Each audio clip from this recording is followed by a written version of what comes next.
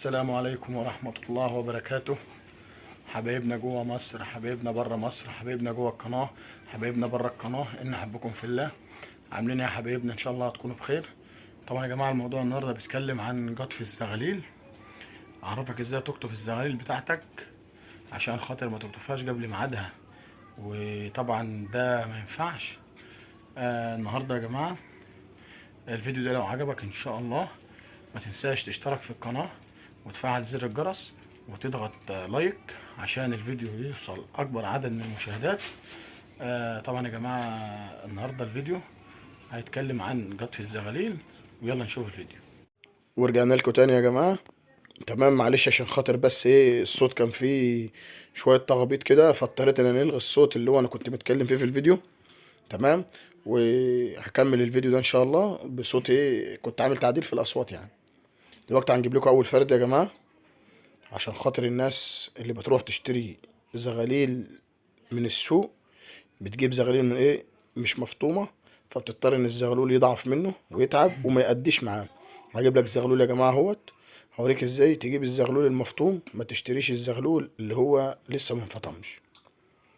وده الكلام طبعا للناس اللي ما بتفطمش الزغاليل وتاخدها من تحت الاهالي قبل ميعادها. ده طبعا يا جماعة زغلول اهو زي ما انتوا شايفين، ده من فرخي. تمام، ادي في المفروض بيبقى فيه غباش اصفر كده على راس الزغلول وعلى الريش بتاعه، اللي هو لما بيطلع من الحصى بيبقى بيه. تمام، طبعا يا جماعه لو لقيتوا زغلول زي كده طبعا حاولوا ما تشتروهوش.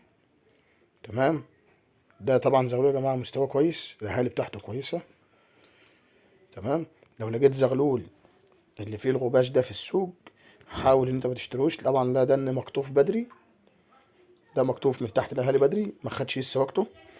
طبعا الزغلول اللي بتقطف بتبقى طبعا الغباش الاصفر ده كله متشال. تمام، الغباش الاصفر اللي على الريش ده كله بيبقى متشال زي اللي قدامكم ده، بيبقى متشال الغباش الاصفر. تمام، تشتري بقى الزغلول ده براحتك خالص، وهتلاقي الزغلول كويس معاك وبياكل معاك وبيكلف معاك كويس، وهيقدم معاك ايه تأدية محترمة. طبعا دي دبلتي يا جماعة، ده الفرخ بتاعي. تمام، ده فرخ شهر 10 2023. تمام، دلوقتي يا جماعة هنجيب لكم زغلول تاني اللي هو عليه الغباش. هم عش واحد على فكرة، بس ده طالع جاب لي التاني. التاني الغباش ده عليه. تمام، اخو ده عليه غباش، هما الاتنين عش واحد، بس ده طالع قبل التاني بيوم او يومين بكتير يعني. تمام، هجيب لكم عقد الزغلول التاني يا جماعه زي ما انتم شايفين، وهوريكم ازاي الغباش ده على حسب انت عندكم في بلدكم بتسموه ايه. بتسموه ريش اصفر، غباش اصفر، نمش اصفر، المهم ان انتوا ايه. ادي يا جماعه الزغلول التاني اهو. طبعا ده اخو الاولاني، ادي الغباش الاصفر زي ما انتم شايفين يا جماعه اهو. طبعا الزغلول ده حرام يتفطم دلوقتي من تحت الهالي، لازم ياخد وقته.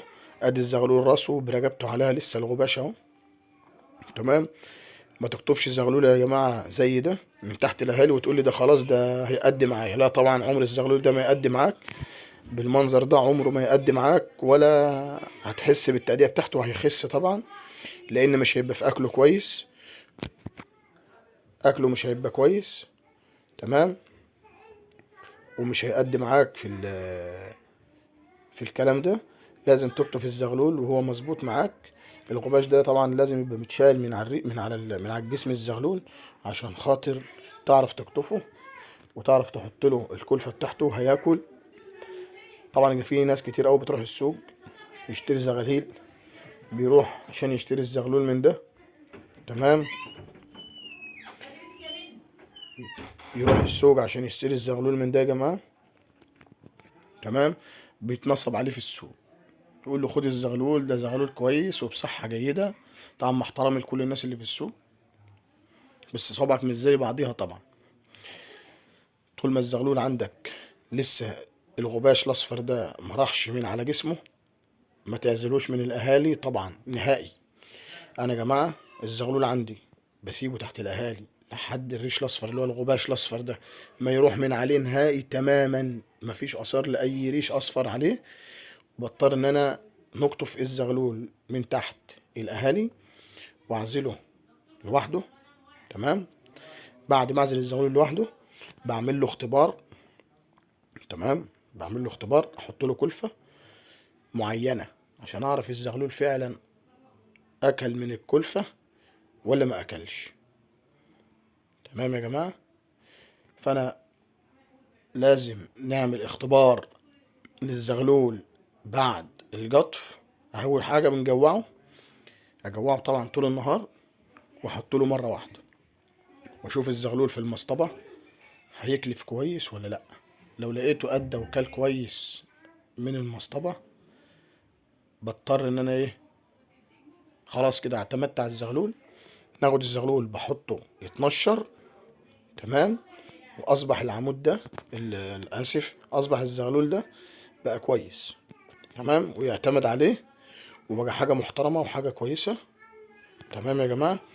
طبعا عايز كل الناس تعمل الكلام ده والناس كلها تستفاد عشان خاطر ما حدش يتنصب عليه في السوق، لان طبعا السوق ده فيه حمام كتير. هوريكم تحت، طبعا تحت الجناح. تحت الجناح اول حاجة لازم يكون الزغلول كسى تحت الجناح. هوريكم دلوقتي. ادي يا جماعة اهو. الزغلول ده ياخد له كمان لسه يومين تحت الاهالي. ركزوا كويس في الموضوع ده.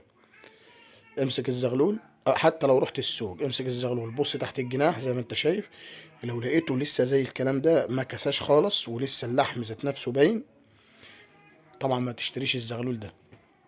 ليه؟ لان الزغلول ده كده ما تمش فطامه، والزغلول ده لسه ناقصه حاجات. لازم يرتاح تحت الاهالي وياكل كويس ويبقى مظبوط عشان خاطر بعد كده انت تشتريه. تمام. ولازم تشتري حاجه زي ديت من حد موثوق منه يكون جنبك. اشتري الكلام ده عشان خاطر ما ترجعش تتعب بعد كده، ترجع تشغل الزغاطه وتقول لي اصل انا هزغطهم. لا طبعا الكلام ده مش صحيح. اسف. في ناس كتير قوي ما تعرفش تتعامل بزغاطه الحمام.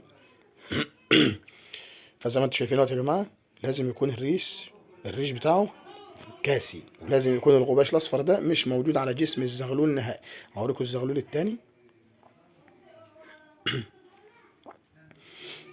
ماشي يا جماعه. هجيب لكم الزغلول التاني اهو وهتشوفوه. هوريكم طبعا الريش تحت الجناح. هتشوفوا الفرق بينهم الاتنين عش واحد زي ما قلت لكم في اول الفيديو.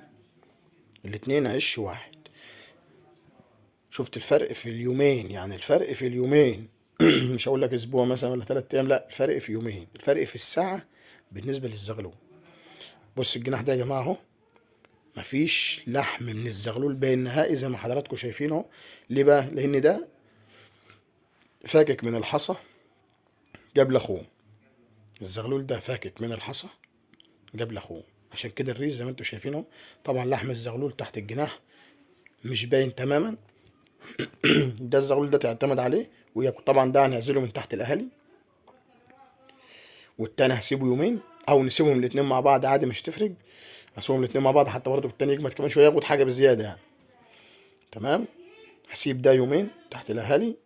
وطبعا يا جماعه اهم حاجه الفيديو ده لو عجبكم ما تنسوش بالله عليكم تشتركوا في القناه وتفعل زر الجرس وتضغط لايك، عشان خاطر اللايك هيرفع من الفيديو ويخلي ناس كتير قوي عدد من الناس تشوفه. ويا رب الفيديو ده يعجبكم.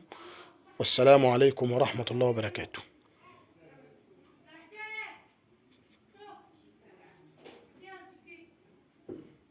ماشي يا جماعة. انا اسف عشان لسه في حاجات تانية في الفيديو. طبعا اهم حاجة زي ما قلت لكم كده تعملوا وتخلي بالكم، عشان خاطر ناس كتير قوي بتروح السوق وبيتنصب عليها وبتتعب في الاخر وما بترتاحش، ويرجعوا يقولوا يا ريت كل ده ما حصلش. طبعا يا جماعه زي ما شفتوا الفيديو، يا رب الناس كلها تكون استفادت والناس كلها تكون اطمنت من قطف الزغاليل وعرفوا ان الزغاليل بتتقطف ازاي. لازم طبعا زي ما قلت لكم يكون الغبار الاصفر ده اللي هو الريش الاصفر ده يكون اتشال. تمام. ساعتها تقطف الزغاليل وبعد كده تبص تحت البط تحت الجناح. هتبص تحت الجناح هتلاقي الريش كسى.